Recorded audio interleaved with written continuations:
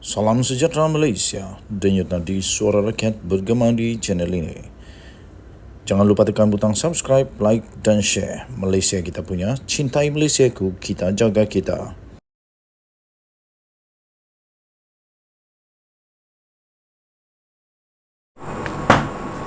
Salam sejahtera Malaysia, denyut nadi suara rakyat bergema di channel ini.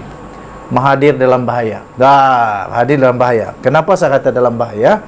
Baru sebentar tadi, petang tadi minum kopi dengan kawan-kawan.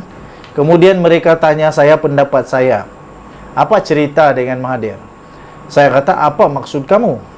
Mereka kata, kerana sudah ada bukti.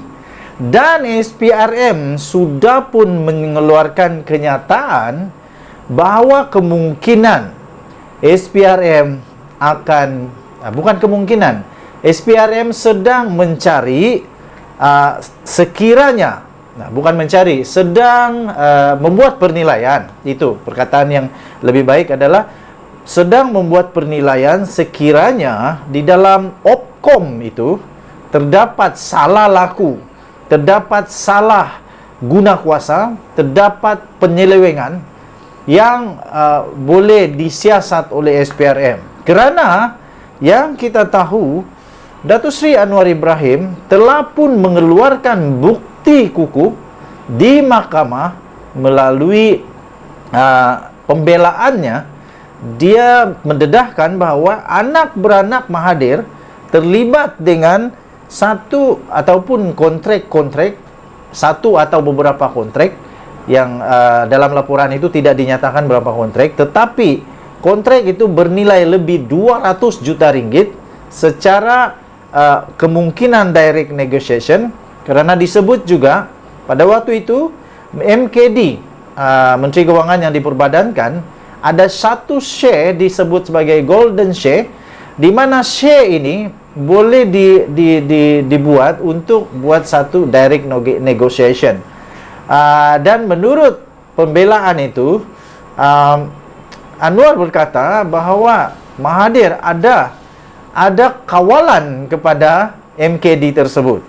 Jadi sekiranya Mahathir didapati bersalah dan ada konflik of interest, saya kata dengan kawan itu, Mahathir dalam bahaya. Yang kesiannya, Mahathir sekarang dah 98 tahun. Najib Razak kena penjara 12 tahun kerana 42 juta ringgit Malaysia, salah guna kuasa, penyelewengan, rasuah dan sebagainya.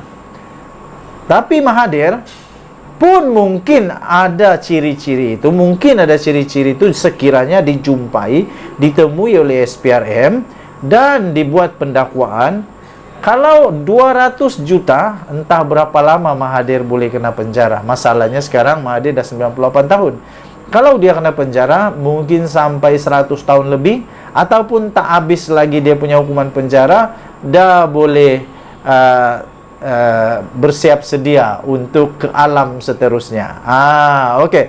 Tuan-tuan dan puan yang dihormati sekalian, itu jadi jawapan saya pada soalan kawan saya bergantung kepada penemuan daripada SPRM sama ada terdapatnya unsur-unsur jenayah di dalam proses pemberian kontrak tersebut.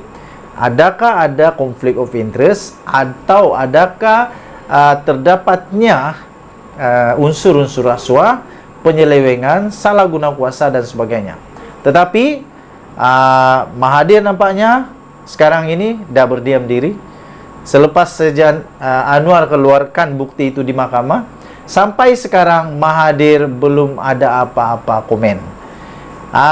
Jadi melalui laporan itu ditulis di hujung laporan, berita seterusnya akan menyusul. Berita seterusnya akan menyusul. Maknanya ada sambungan kepada cerita ini.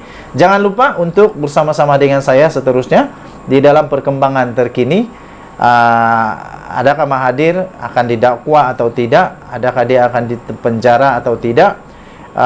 Tetapi ramai kawan kata Mahathir mungkin kena penjara. Begitulah. Tapi saya kata jangan dulu buat andaian cepat. Kita kena biarkan SPRM untuk menyiasat, kemudian biarlah biarlah perundangan negara Malaysia menjalankan tugasnya. Denyut nadi suara rakyat bergema di channel ini.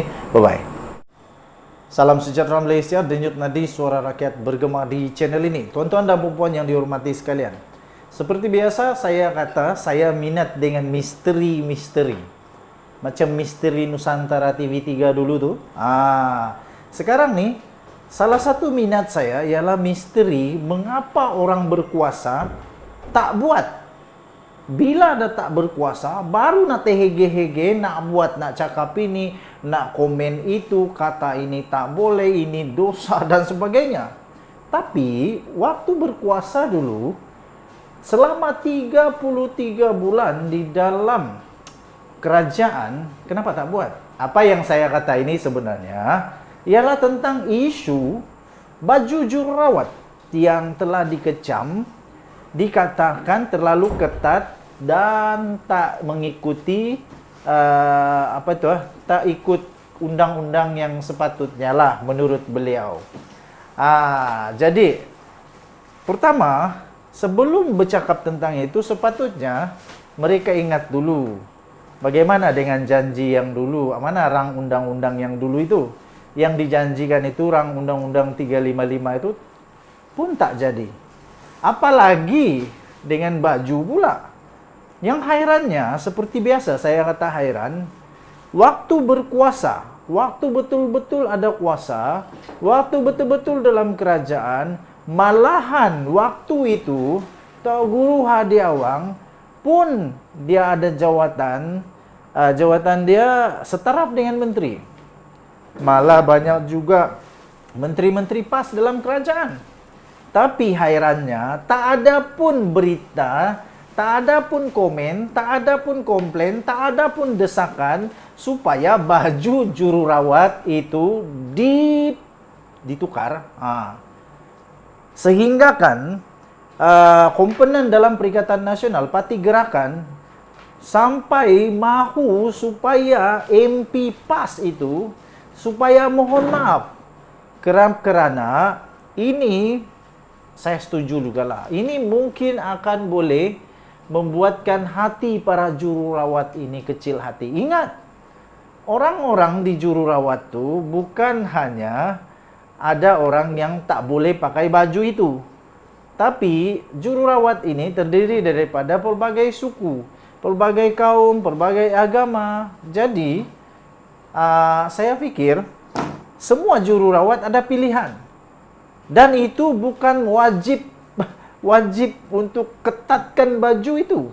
Kalau mereka nak pakai macam mana, itu hak mereka. Itu hak mereka. Jadi, saya pun setuju dengan satu artikel kata, pertama, perlu mohon maaf kerana jururawat-jururawat ini banyak berkorban.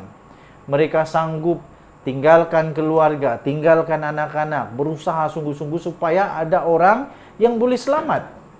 Kedua, seperti kata Syed Saddiq Abdul Rahman kata begini, ada banyak lagi isu lain yang penting daripada baju jururawat untuk dibahas di Dewan Rakyat.